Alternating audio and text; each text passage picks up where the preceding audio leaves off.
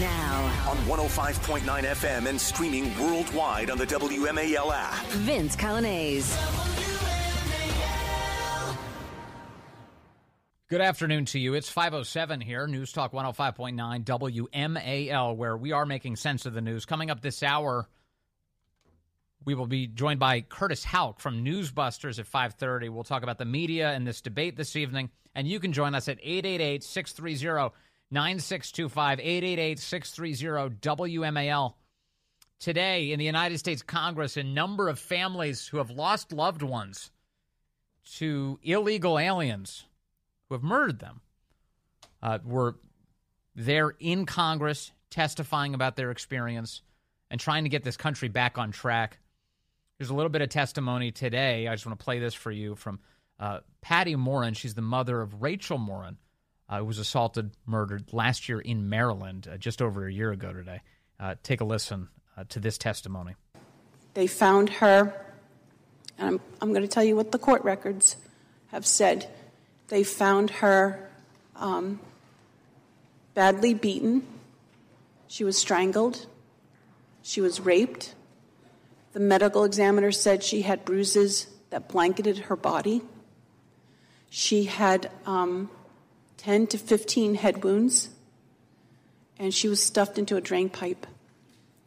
I went to the funeral home because I had to decide if we could do an open casket for her, for our grandchildren, for our family. And you could tell from looking at my daughter that they had filled in all the holes with wax.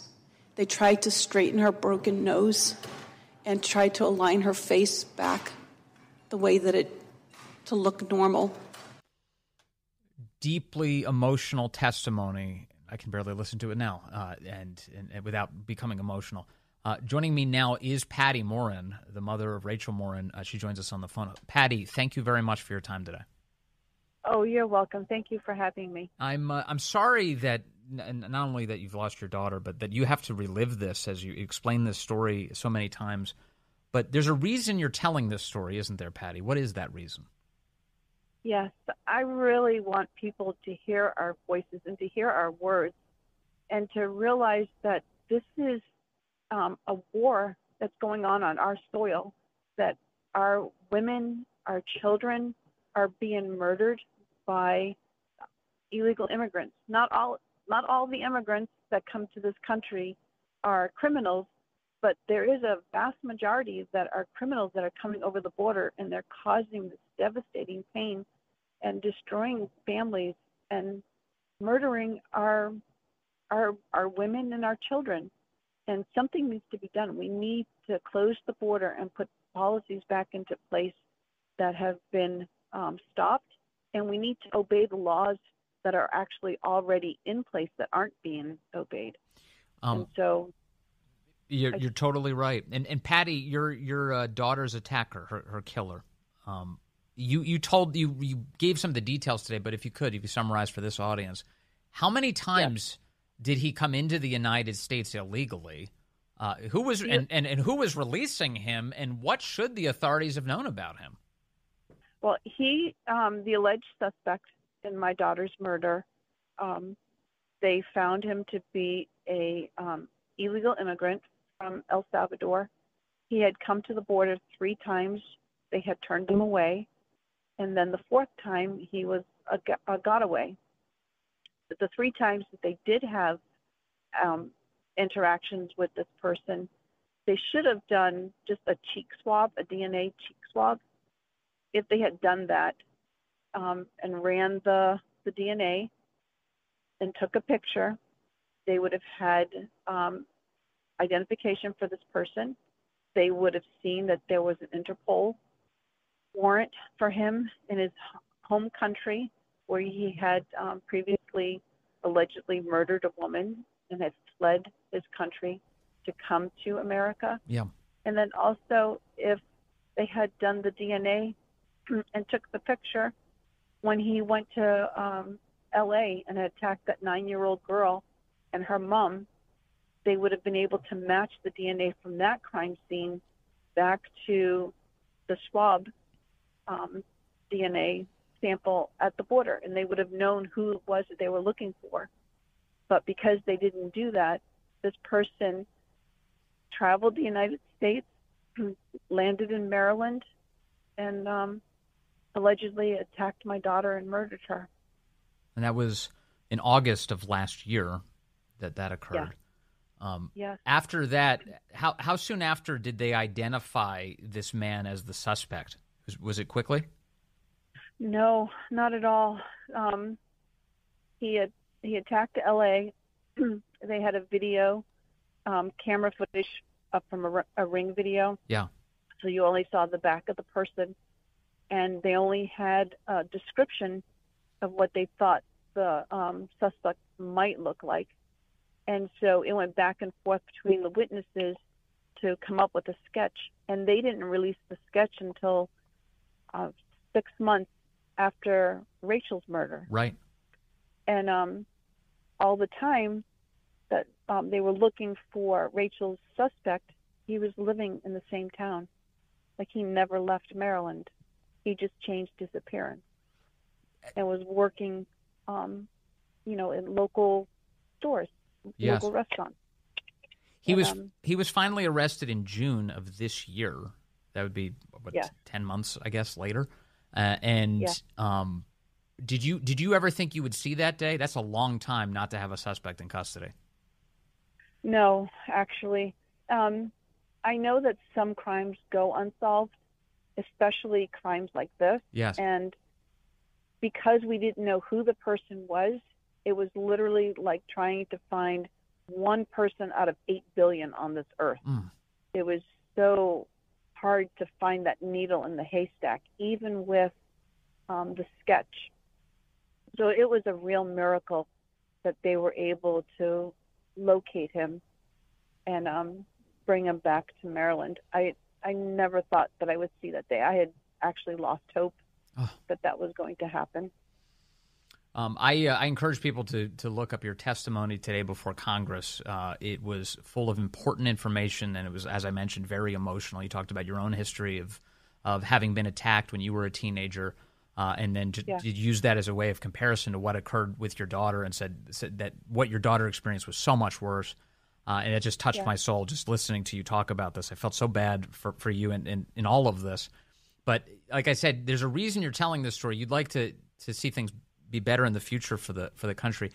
If I can, how were you received today by the members of Congress? Because I saw some video from a Democrat Congresswoman, Veronica Escobar, who I got to be honest, I felt like she was treating you and the other families like garbage, like in a very condescending way.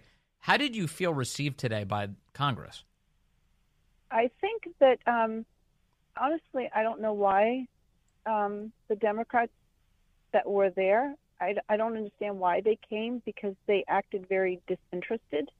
And when they did speak, it wasn't, some asked questions, but for the most part, it was just them talking about what they have done to, either help the border crisis or, well, they don't call it a border crisis, but kind of like downplay the importance of it. And there was one congressman in particular that was very dramatic, dramatizing, and just being really disrespectful to the chairman. Is that what he's called? Mm-hmm. Chairman? Yes. And that him just acting out this disrespect towards the chairman just made me feel disrespected and made us feel like he was thinking this whole thing was just a joke, and so he had the liberty to be just so disrespectful. Is this? Let me just play the audio. This is Congressman Eric Swalwell today. I think that may be who you're referring to. Listen, this is Eric Swalwell's performance today. He put up an internet meme behind him of President Trump hugging a duck and a kitten, and he started going ballistic about it. What in the hell is this? The chairman tweets, "Protect our ducks and kittens in Ohio." Okay, so that was Eric Swalwell. Is that who you're referring to? Yes. And I found out afterwards that isn't he the congressman where his girlfriend was a Chinese spy? Yes, Fang. Or alleged. Yeah. So I just thought it was just very arrogant and disrespectful of him to treat us and to treat the whole proceedings so disrespectfully. Yeah, well, he shouldn't be a member of Congress. The guy's a joke, but that is you're right. That is the message he's sending. So this hearing, which is designed to listen to your stories and then figure out ways that Washington can fix things, he's upending it with his nonsense today. What are you hoping to see tonight out of this debate, if anything, between President Trump and Vice President Kamala Harris? Because I imagine you have a lot of thoughts about how the White House has been handling things. Yes, they pretty much, through this whole process, they still haven't reached out to our family to give their condolences. So they've pretty much ignored the words, border crisis and illegal immigrants. Like, literally, they're looking the other way, thinking, if I don't look at it, it doesn't exist. Kind of like a kid, if I don't see you, you don't see me. Right. And when I went I was invited by Mr. Trump to go to the southern border. The reason why I went was because he actually cares about what's going on at the border, and he's actually speaking about it and making it known, where the Democrats are saying, there really is no crisis. We just need more housing for these illegal immigrants. We need, states and cities are paying billions of dollars to care for these illegal immigrants, taxpayer money, while American citizens are struggling. And then not acknowledging the one simple fact that they are illegal aliens. They're in the country illegally. So why would you aid and give comfort to illegals in the country? But to me, it's almost like an oxymoron. You're doing something that's ridiculous. It's abusive. And if they're coming in illegally, there's a reason why.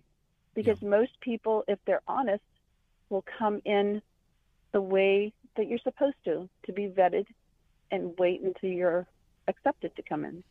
Yeah, that's exactly right. That's exactly right. Patty Morin, what was that border visit like for you? You're there with President Donald Trump. He's invited you to join him. Have you ever been to the southern border? Had you visited it before? No, I've never been there before, which is one of the reasons why I wanted to go. Yeah. Because I wanted to see just if what was being said was really true. Yeah. If there really was a problem or not. But the thing that really moved me the most at the border was meeting the other women that had been impacted by illegal immigrants and attacks on them or their family. But then also the Border Patrol officers that were there. And there was one man in particular, and I don't remember his name, but he has been a part of Border Patrol for 20 years. He's a 20-year veteran. And he came up to me and he apologized to me that the suspect in my daughter's case was a got-away. Like, he personally felt responsible for my daughter's death. Not that it was his fault, but he took his job so personally and wants so much to protect American lives that the man was in tears when he was, just telling me how sorry he was and that he felt like it was his fault. And the person that should be doing that should be Kamala Harris and President Joe Biden. They should be the one that's saying, I am so sorry this happened to you, and own up to their policies, and that it's their policies that caused the death of my daughter. So that was like the most moving thing, is the men and women that are patrolling our border. They're overworked, they're understaffed, they don't have enough money, and they're just trying so hard to just do their job. And it's impossible to have, a swarm of people coming in and you only have a few watchmen at the gate, so to speak. Yes. Patty Morin, keeping your daughter's memory alive, and working to make something good come of all of this. Patty, thank you very much for your time today and for your testimony before Congress. It's a big deal. Thank you very much, Patty. Oh, you're welcome. Thank you very much for having me on. Very nice to have you with us. It is 5:22 now. News Talk 105.9 WMAL. Making sense of the news. Joe Biden just said this. Listen to this. I'm going up to my granddaughter's birthday in New York. Then we're going to watch the debate. And then tomorrow I'm doing 9/11. I spoke to the vice president. Going up to my granddaughter's party. Going to go up to New York. I'm going to watch the debate. And then tomorrow I'm doing 9/11. He says, don't you think he's done enough damage? He doesn't need to do a 9/11. I think we get the point. Please, mercy. You don't need to do a 9/11. And actually, we had a caller earlier who wanted to mention this, and appropriately so.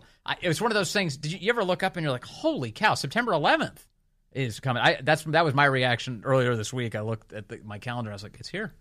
It's here yet again. 23 years later, Biden standing on the South Lawn saying he's going to do 9/11 tomorrow. I think he means he's attending the memorial. I hope, anyway. It's like, why would Al-Qaeda hire that guy? That's crazy. All right, coming up, we're going to chat with Curtis Houck from NewsBusters and get his take on what the media is up to. ABC, the moderators of this debate, how have they been covering the campaign? Oh, well, we have data to support what you're about to hear. That's ahead. News Talk 105.9 WMAL. Making sense of the news. Well, good afternoon to you. It is 5:35 here at News Talk 105.9 WMAL, where we are making sense of the news. You can join us today, 888-630-9625, 888-630-WMAL. Would be great to have you with us. That big debate tonight, 9 p.m., you'll be able to hear the whole thing, that ABC debate, right here on WMAL starting at 9 o'clock as President Trump and Vice President Kamala Harris face off in what is expected to be their only debate in the general election. She just joined the ticket like a week ago, so this is it. This is the only one she's given us. Joining us now to discuss the debate tonight and the way the media are handling it and those moderators at ABC, Curtis Houck is here. He's the managing editor of NewsBusters, and he joins us on the phone. Hello, Curtis. Hey, what's going on, Vince? Things are good. So ABC moderating the debate tonight. David Muir and Lindsey Davis, right, are doing this. And what can we expect based on if past performance is in any way an indicator of future results? What are we going to get tonight? Well, I mean, yes, there's one lane that they could go the CNN route, Dana Bash and Jake Tapper, and yes, we could be very well surprised by that. But if not, I would not be surprised to see that Lindsey Davis, I think, knows the subject material, that she would ask more pointed questions from the left, like when she asked Gretchen Whitmer during the DNC, with no evidence that Donald Trump going to Howell, Michigan for a campaign event was proof that he was in bed with some KKK protesters who had previously marched in the streets of that town. In other words, probably a bunch of feds. And therefore is proof that Donald Trump is giving a wink, wink, nudge, nudge to the KKK. But David Muir, I would say, is the Ron Burgundy of news anchors. His vocabulary is extremely limited, Vince. I don't think he's a very smart man. He uses the word tonight as many times as possible in a sentence. The guy has like 3 minutes of teases before you actually get to the newscast. So, any sort of intelligence, highbrow points from David Muir, I would suggest is probably from the research team. Their political director at ABC News is Rick Klein, brother of Ezra Klein. I didn't know that. Ezra and Rick Klein are brothers? I had no idea about that. Well, you put pictures next to each other. You look side by side in the break. You'll have to look it up, and you'll be like, oh my gosh, I saw the resemblance. I learned something. Yeah. Okay. Keep going. But, and so there's that. But also, and the reason I think he's kind of the Ron Burgundy of news anchors, because, it's not – he doesn't even really use his own judgment. He just lets his correspondents, Mary Bruce and Rachel Scott, who are clearly auditioning to be Kamala Harris spokespeople, Mary Bruce was hoping Joe Biden would stick around because she's the chief apple polisher, as I would say in NewsBusters. But their coverage has been 100% positive of Kamala Harris, 93% negative of Donald Trump. It's a study that a lot of folks that may have seen on Fox News or Newsmax today or on Twitter, that has been just since Kamala has been anointed in the back room by the Democratic Party elites. And the best part about our study events that I found was they never once labeled her liberal. David Muir in his correspondence never once called her liberal or progressive. That's funny. And they never once had a soundbite from a voter saying, oh, I kind of don't like this about Kamala Harris or I support Donald Trump. Well, despite their best efforts, the voters definitely think that she's very liberal. I mean, that New York Times survey that came out this weekend indicated that by a much wider margin that voters think that Kamala Harris is liberal or progressive, too much so, as opposed to President Trump, who most voters say is right in the middle of the road in their view. So you would think if you were running a news operation, you might want to let on that that's the case. Right, and I think that's what's really interesting, that this was something that the Trump campaign has insisted to reporters and to others, over the last couple of months that this was going to happen. And sure enough, they are right, that the voters, American people, realizing that, okay, well, Kamala isn't giving us anything new in terms of what she believes, so if we're going to find out, we're going to have to go back to her last presidential campaign. Okay. And they're finding things that they don't like. Surprisingly. Let me see if I'm going to play a little bit of this audio. This is because I have to get your take on what's happening with the media right now. Because CNN aired a segment yesterday with Andrew Kaczynski. He's one of their researchers. He goes and tries to dig up stuff on politicians from their past and share it with their audience. And they did it to Kamala Harris yesterday. He pulled up a 2019 ACLU survey, which, of course, is going to be chock full of craziness. And here is what that sounded like on CNN yesterday. Tonight, Kamala Harris releasing details of her policy positions for the first time on her campaign website. A K-file investigation has uncovered, meantime, a 2019 questionnaire. And in this questionnaire, Harris laid out some much more liberal stances, among them on immigration. So in 2019, in what K-file found, she said she would cut funding to ICE, writing, quote, "Our immigrant detention system is out of control, and I believe we must end the unfair incarceration of thousands of individuals, families, and children. I was one of the first senators after President Trump was elected to advocate for a decrease in funding to ICE." Well, now, of course, she's touting the Biden administration's executive order to crack down on the border. K-File's Andrew Kaczynski joins me now. Andrew, that's pretty incredible on its own when you're talking about what you found here on ICE. What else did you find? Yeah, and this was a questionnaire that she filled out for the ACLU, and this questionnaire is really an interesting snapshot in time of that 2019 Democratic primary. Kamala Harris was trying to get to the left of Bernie Sanders. She was trying to get to the left of Elizabeth Warren, and you really see that in a lot of these answers, and I want to walk our viewers through a little bit of what she said. Let's just take immigration and look at what she said here. She said on immigration, she made this open-ended pledge to end immigrant detention. She said she supported taxpayer-funded gender transition surgeries for detained migrants. She also said she supported taxpayer-funded gender transition surgeries for detained migrants. She actually said she supported that. She both wrote and answered in the affirmative when she was asked this. Oh. I mean, like, even to the point that Aaron Burnett's like, she actually said that? Yeah, she said it, definitely. And she meant it, too, they say on CNN. What is going on here, Curtis Houck, in your view?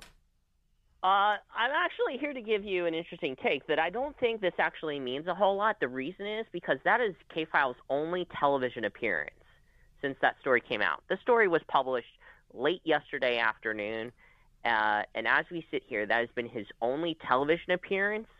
And the only other mention from a CNN journalist was Jake Tapper making a vague allusion to positions she took in 2019 when pursuing the Democratic presidential nomination. Otherwise, it's only been mentioned 3 times in passing by conservative commentators, twice by David Urban and once by Lance Trover, a Doug Burgum official. So it's only been 3 passing mentions that they themselves, pundits, have had to bring up. CNN journalists have not done a single segment on the show since. This is why I love talking to you about this, Curtis, because you're actually looking at the numbers. You have math to back it up. And what that means is that CNN segment was a box-checking exercise, and it was not actually meant to broadly inform the public, or they were not going to emphasize this great find. That's a great find, by the way. It's the kind of thing that you'd want to emphasize to demonstrate your journalistic chops. They're not doing that. It was a box-checking exercise. They did that. That's enough. Maybe Andrew found it, and they don't want to put up the fight of telling him that they don't really want it on their air, so they let him do one segment, and then they move on.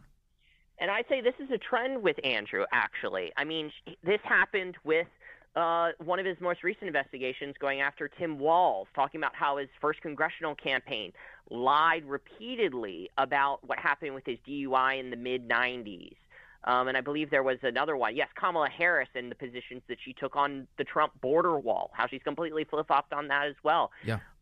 She must be friends with Aaron and the producers because in those cases, those were his only television appearances on those as well. But when it comes to things Donald Trump has said, or another favorite target of Oppo Research this cycle, Mark Robinson down in North Carolina, those kinds of stories get repeated K-file appearances by Andrew. And I don't know, if I were him, I'd be frustrated because you put a lot of work into these stories. Sure.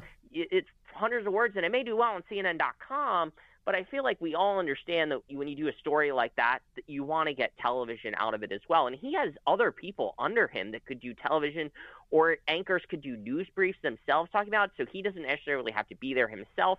But the fact that these stories that he puts in work don't come up proves your point that, yes, this is a box-checking exercise for CNN to say, oh, we're fair.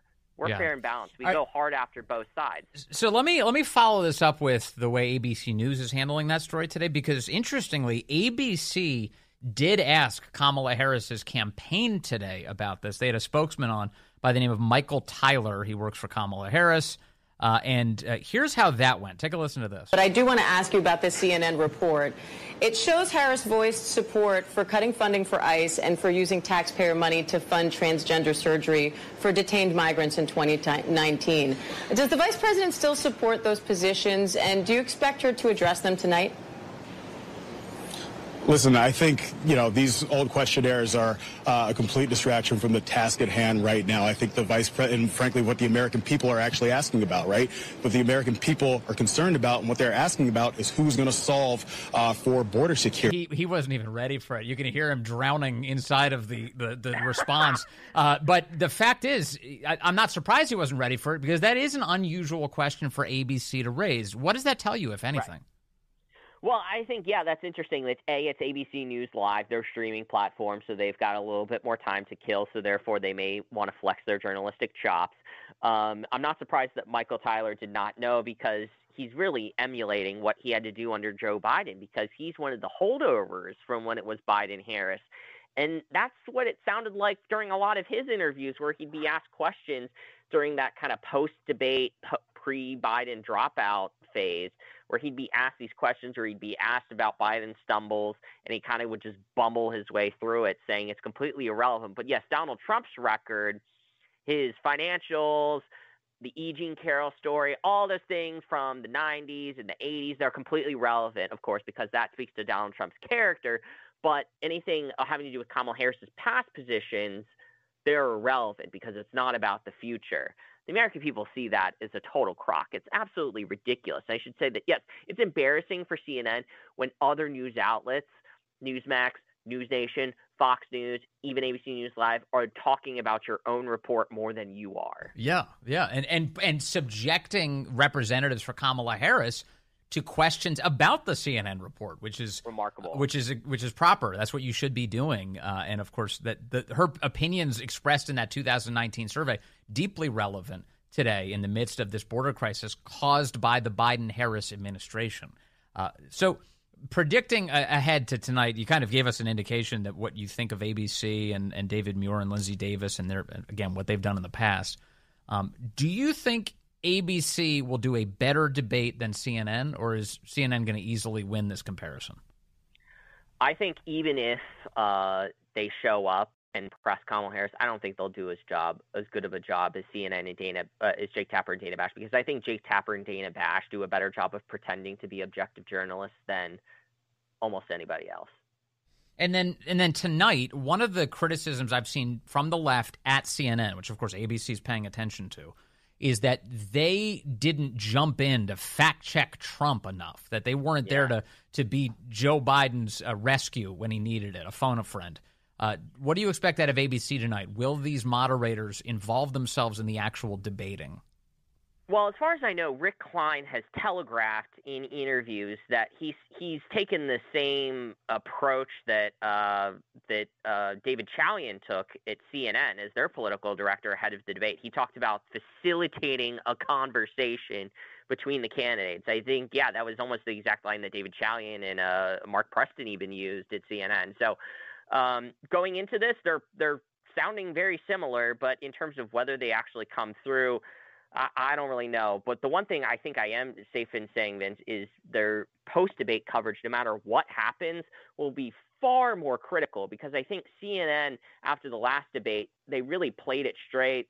They were very crestfallen about what happened, and they were very honest with their viewers. John King, David Axelrod, Kate Bedingfield, a few others, those come to mind in terms of people that were straightforward about what happened. Sure. ABC, Kamala, if she falls flat, I expect John Karl, Martha Raddatz, Mary Bruce, George Stephanopoulos, if he's out there, or if they save him for the morning, to all kind of cover for her. Yes. I find their post-debate coverage to be far more insufferable than what CNN's was like. Their honesty, their honesty after the Biden debate was political expedience. They needed to eject him quickly. They needed to. Yeah. But yes, it doesn't. But I think they weren't like they were kind of the same thing. They were overlapping bubbles, that they were speaking the truth, but also doing it not for the right reasons. But whereas I think this time they'll say that she was terrific no matter what happens. Or if things devolve and are a little chaotic, they'll rally around the flag to defend their moderators as well. So I'm really interested to see what happens here with this at the National Constitution Center, a left-wing organization in and of itself, that should be noted. Yeah. Do you think they have a copy of the Constitution there or no? I don't know. I mean, Jeffrey Rosen, I believe the guy there who runs it, he's quite the character. So we'll see. But I think Kamala Harris has been working on a script this whole entire time, and to whether the questions have been given in advance, I mean, I'm not going to go there, because I think ABC learned their lesson the last time with Donna Brazile, that this is something that they don't want to be around their necks, because debates, as this election has shown, can matter a whole lot. So any sort of funny business would be met with crushing force, because ABC is in first place right now. World News Tonight, unfortunately, is the most rated newscast, more than anything on Fox News, because last week it had just about 7 million viewers, which is far less than there were previously back in the 90s or 80s, but it is still more watched than any other newscast out there. And in an election where every vote matters, I think talking about the bias on ABC and kind of talking this out like we are matters, because an election that's going to be over a few votes here or there, people should know. And this is the only time that people with differing views are going to see all of these guys on the same stage. And ABC really is controlling the conversation for a huge percentage of the country. I mean, we're going to be broadcasting it here on WMAL, but this broadcast is going to be all over the place. And ABC's setting the frame in so many ways, which is why it's so important to talk to you ahead of this. Curtis Houck, thank you for being a student of the media and constantly sharing your wisdom. Really appreciate it today. Always a pleasure, Vince. Talk again. That's Curtis Houck with NewsBusters. He's can't miss. It's 5:51 now. WMAL, making sense of the economy, because it's your money and your retirement. Download the WMAL app to stream us for free. All right, big debate tonight. We'll do the after action with you tomorrow. Ivan is calling in from Miramar Beach, Florida right now. Line 4. Ivan, go ahead, sir. What's on your mind? Hey, Vince, how you doing, man? Good. Hey, listen, I'd like to see a couple things tonight. If I'm hoping for a couple of things. Number one, that at every opportunity, Trump ties Joe and Kamala at the hip. Yep. You know, by every time he references them, he says Kamala and Joe, or you and Joe. Yep. And a question for Kamala would be, Kamala, if you were elected, how will you pay for the health, education, and housing for the 16 million illegals that you and Joe let in? Yes. And then they always talk about Trump being a threat to democracy. I'd like to see Trump define democracy and then make a statement that says, I will gladly stand in the way of Democrat democracy. I took a bullet for democracy. He's already been saying that. He should say that again tonight. Ivan, thank you. All smart points. We'll see how he does tonight. President Trump squaring off against Kamala Harris. 9 p.m. You'll be able to hear it live right here on WMAL. And if you missed anything from today, get the podcast, The Vince Coglianese Show. Up next, Mark Levin's program. News Talk 105.9 WMAL. Making sense of the news.